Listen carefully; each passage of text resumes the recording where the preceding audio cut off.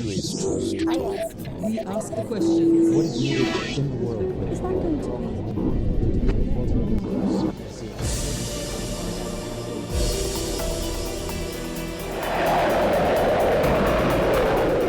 It's a conflict that's been dominating the headlines in the Middle East for years. The war in Iraq, launched in 2003 by a US-led coalition. Donald Rumsfeld was US Secretary of Defense at the time. Perhaps more than any other member of the Bush administration, he was the prime spokesperson during the initial war effort. Today, 8 years after the invasion, and after publishing his memoirs, Donald Rumsfeld talks to Abdurrahim Fukara, the Washington bureau chief of Al Jazeera Arabic. Mr. Secretary, thank you for the time, first of all. When you look back to 2003, do you think that the current wave of change in the Arab world is in any way related to what the United States did in Iraq in 2003? I don't know. I couldn't prove it either way. I think that there are people who believe that, and there are people who see an evolving democracy in Iraq, in that part of the world, and the end of a dictatorship as a good thing.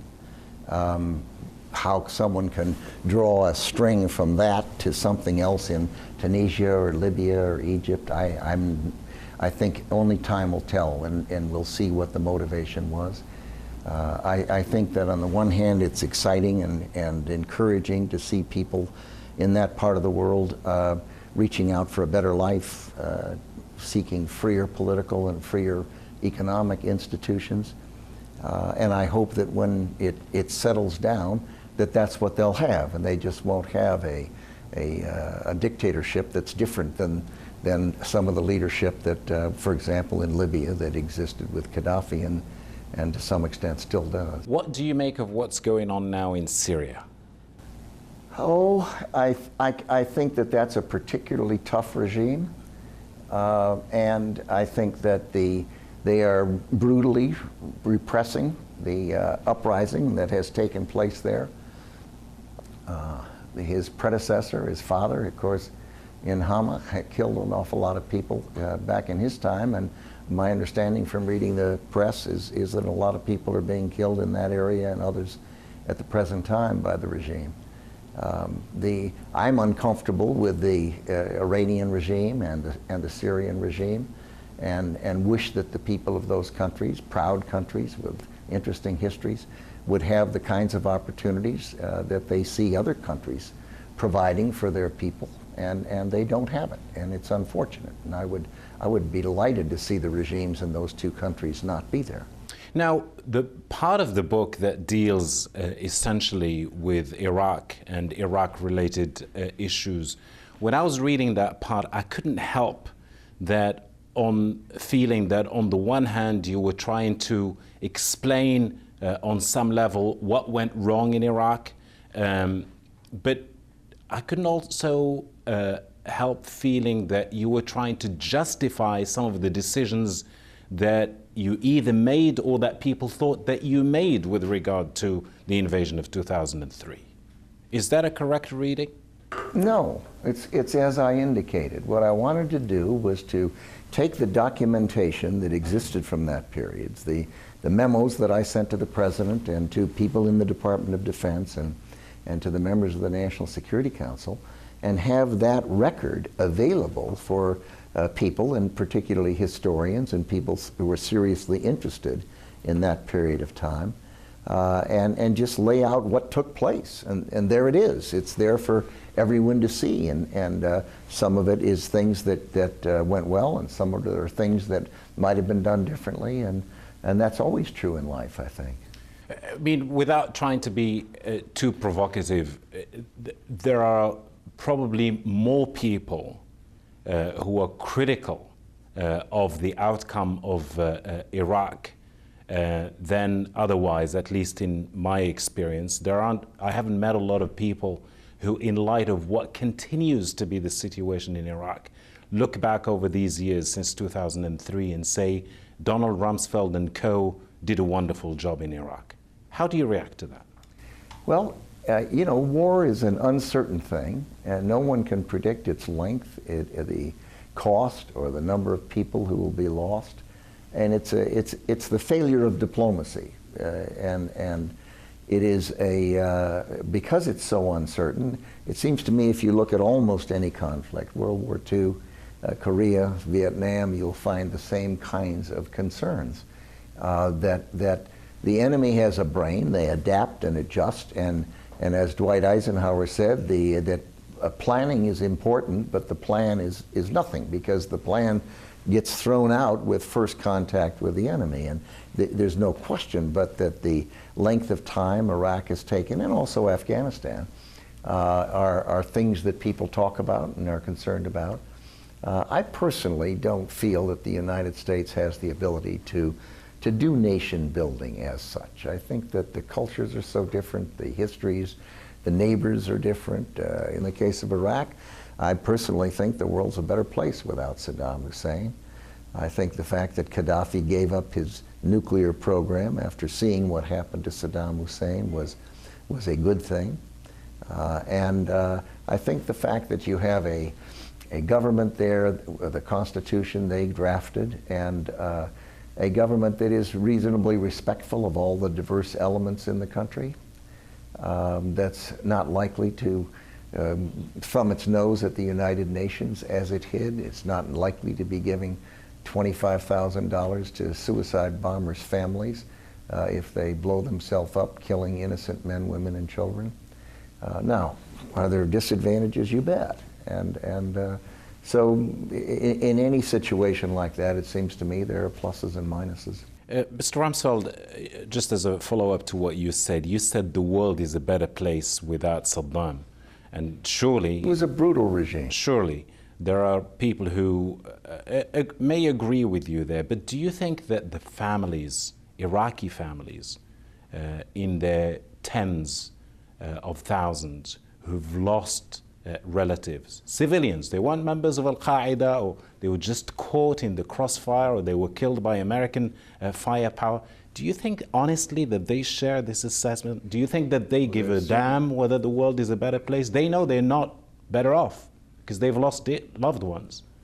Well, on the other hand, the hundreds of thousands of people who were killed by Saddam Hussein's regimes, the mass burial grounds, the people that, the Iraqi people that where Saddam Hussein used chemical weapons against them, I think quite the contrary. They would feel very much the way I've expressed.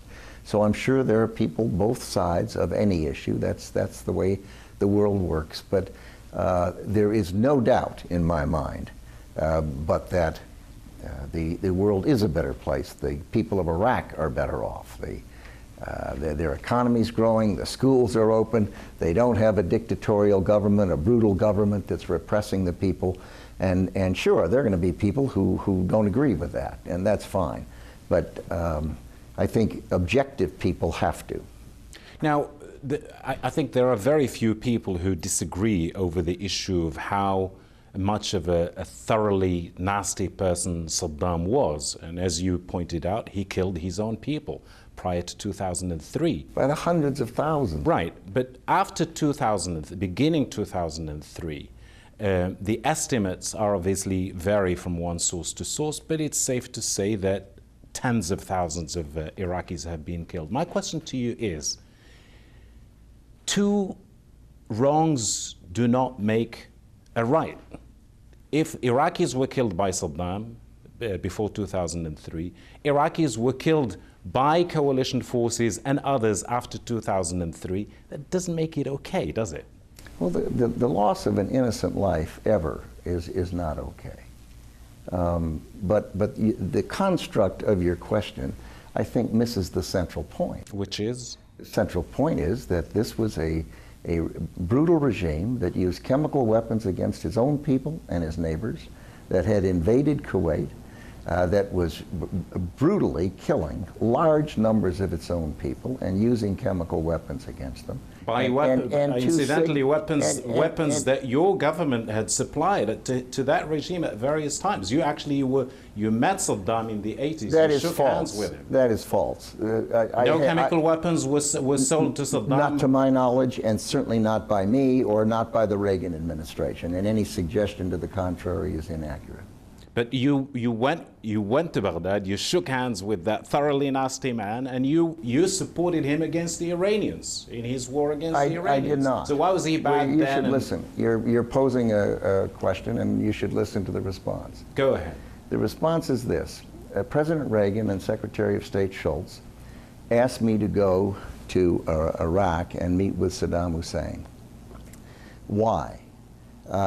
Because he was a nice man? No. But because our relationship with Iran was worse. They had taken prisoners, hostages from our embassy, and the relationship there was a bad one. Your suggestion that administration or I had anything to do with supplying chemical weapons to Saddam Hussein is just beyond the pale. It is just so false and so inaccurate. Let me ask you this, just to make it accurate, Mr. Rumsfeld. Has the United States, You need to learn to listen. No, I will listen. I will give you a chance. You do need to learn to listen. Has the United States at any one time supplied weapons or support to Saddam Hussein before 2003? The answer Not is while yes, it I did. was in government. Okay, but I'm asking you a general question. Has your country... You are asserting that, and I'm not in a position to deny it or validate it. So I'll take that as a validation if you don't. You can't. You'd like to, but you can't because okay. I am without knowledge. Okay, fine. It's rare when someone says that. Okay. It has the benefit of being true. It doesn't, not to me, because if you're not validating or not denying, as a journalist, you're leaving that open for me to interpret. And based on what you want to interpret it a certain way, obviously. I don't want anything. I mean, you're all cocked and ready. I just want you, as the former Secretary of Defense, to give me facts that validate or deny categorically what your country has done. I was in business in the 1980s, and I was asked to take a period of months and be special envoy to the Middle East for President Reagan, and I did. And what took place before or after the period of 4, 5, 6 months that I was involved, others, you'd have to ask others, but you can't draw any conclusions from my lack of knowledge. Okay, fair enough. Now, weapons of mass destruction, and you say this in your book, you say that, initially there was talk about going into Iraq because of weapons of mass destruction. The weapons of mass destruction, when it began to be clear that it wasn't going to be easy to find them, then the narrative changed to human rights and democracy. How convinced were you at the time that there were weapons of mass destruction in Iraq before 2003? Well, I wasn't in the intelligence business, but I was persuaded, the president was persuaded, Colin Powell made the presentation to the world through the United Nations. He had more experience dealing with intelligence matters than anyone in the administration, including the director of CIA. He was convinced. He spent days preparing that. The director of CIA was absolutely convinced that the intelligence was as good as it can be. It's never perfect, we know that. The other thing I should say is that so were the Democrats in Congress that looked at the information, same information, and so were foreign nations' intelligence agencies and governments. UK, Germany, there was broad agreement, and the UN was aware that Saddam Hussein had rejected some 17 resolutions and refused to cooperate with the inspectors of weapons of mass destruction. So there was broad agreement, and certainly I, as well as everyone I've described, believed that was the case. And it turned out it was in large measure, if you think about it. Delfer, the man who went in afterwards, he found the people who were still together, who did chemical and biological, and the people who did nuclear weapons. They found the facilities that could do dual use, chemical and biological, both civilian purposes as well as military. And they found precursors. And up in Kermal, they actually found the toxins and the protective suits and the Arabic documents that showed how to make chemical and biological. But you cannot... But not big stockpiles. Right. But you cannot ascertain with certainty after the fact that there were weapons of mass destruction that justified the invasion of Iraq and getting rid of, by the way, a thoroughly nasty man. But that's not the issue here. Were there weapons of mass destruction? Did they ever turn up in any way that suggested to you deep down that the invasion was worth carrying out?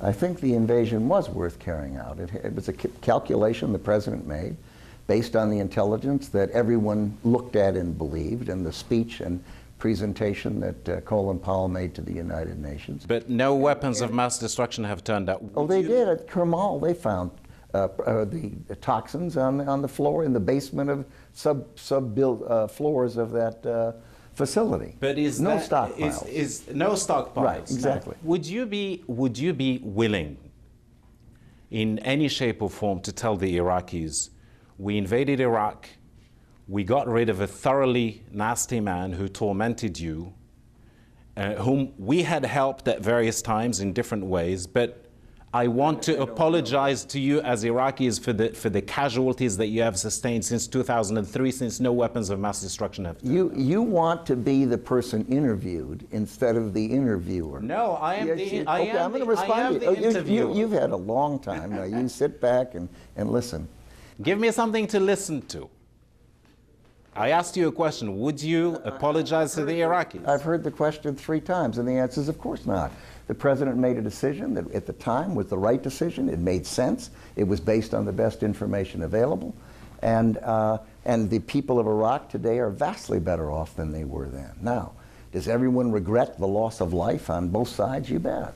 How many people do you think have been killed in Iraq since 2000? I'm not going to get into that. How many people were killed before 2003? Well, you said it. You said hundreds of thousands. So we've established You've that. seen the killing fields. They were terrible. Fine. I mean, no one is arguing about that. I'm asking you about how, as the former Secretary of Defense, who was Secretary of Defense when Iraq was invaded, are you in a position to tell me how many Iraqis, up until at least the time you stopped being a member of the administration, were killed in Iraq? Yeah, one doesn't know, but if you think of what the insurgents did, where they chopped off people's heads, not American soldiers, but Iraqi insurgents and foreign insurgents in that country, Al-Qaeda and others, jihadists, chopped off people's heads, dragged people through the street, walked into markets with suicide vests on and killed large numbers of people. How many people did they kill? I don't know. Nobody knows, but they killed a lot of people.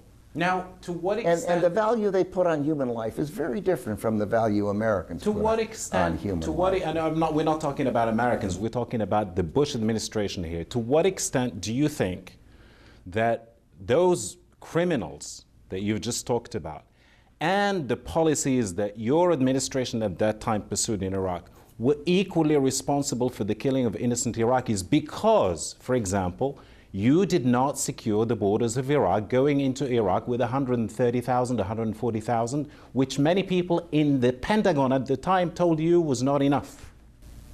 You keep making assertions which are fundamentally false. There was no one in the Pentagon said they were not enough. The president went around the room. He asked every one of them, do you have everything you need? Do you have the numbers you want? We went back and forth with the commanders in Iraq and at CENTCOM, asking them, do they want additional forces? And the answer was no. And every time they wanted them, when it was yes, they were increased. Okay, so does that make the numbers right? Does that make the numbers you went into Iraq with right? Do you want to yell or do you want to have an interview? You have a choice. You have a choice. You're being true to form. No, but yes, you are. No, say yes once. Just say yes once. I'm asking you. Do you think that the numbers you went into Iraq, the numbers of US troops that you went into Iraq with, did absolve you from the responsibility of tens, maybe hundreds of thousands of innocent Iraqis killed by the coalition and those criminals that you talked about? Now, are you going to stop? Give me a straight answer. Look, you can characterize my answers any way you want, and you do it in a pejorative way. No, I'll do it respectfully. No, you don't at all. You're obviously You are of that nature. It's clear that's your being, that you like to do that. No, I'm asking Listen, you will you respectfully please? for facts. No, you're I mean, not. don't talk about the. You're not being way. respectful. You're just talking over and over and over Well, you and have, repeating you have just disparaged me as a member of Al Jazeera, but that's okay. Just give me a straight answer. How did I disparage you? I said you're not being respectful. You're just talking over and over and over, and that's what you're doing. Okay, I'll listen. To Anyone your answer. listening to this program can see that. Okay, give me That's a straight what you answer, do. Mr. Secretary. You know, I listen to you and I think to myself, This is not about me, Mr. Secretary. This is about me you're not asking gonna you listen. a question. You're not going to listen. You're not giving me an answer to my question. If you want to attack me personally, fine. But give me an answer to my question. Why should I do everything you want and you won't do a thing I want, Is that namely the listen? interviewer? Oh, really? And that gives you the privilege to be Now, the Mr. way you Secretary, are? seriously, just give me What an do you answer mean to my seriously? I'm being serious. Okay. This is worthless. This is not an interview. You're haranguing. That's what you're doing. I'm listening to you. Just give me an answer. Well, no, my goodness, we've had a sudden change. Isn't that amazing? I suppose you're going to drop all this on the cutting Yes. room floor. That's Yes, what you yeah. do with it, I suppose, if you don't like it. Now, what was you, give me your question in a neutral way, Okay. just once. so I can My listen to question it. is, do you think you criticized the criminals, and I don't think there's any disagreement there, that a lot of innocent people were killed by Al-Qaeda and the jihadists and others. There's no disagreement about that. My question to you is, to what extent do you think that, Okay, I'll answer you. that your approach Yeah, I to the remember the invasion... question Yeah. now. First of all, you said that I was told over and over again by people to increase the number of troops, and I pointed out that that's factually not true. That the President and I and the people involved asked the commanders over and over again how many troops did they need, and they got every single troop they asked for. Was it the right number is, I think, part of your question, buried in there somewhere.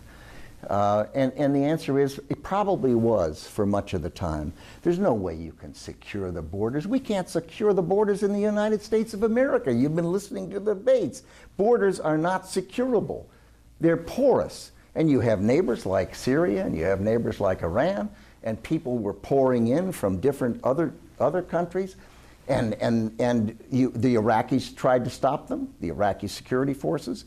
We tried to stop them to the extent you could, but it's not possible. It's not. You could have put in 4 times the numbers of people. And what would have happened? You would have been charged with occupying the country to take their oil and all of this propaganda that the other side was promoting. And these implications that by a few more troops you could have sealed those borders, I think, is factually inaccurate. Well, I mean, we're not talking about a few more troops. We're talking about the difference between 130,000, 140,000, Wouldn't have made any difference. 450,000. If you had deployed a larger number of troops and tried to secure the border, even decreasing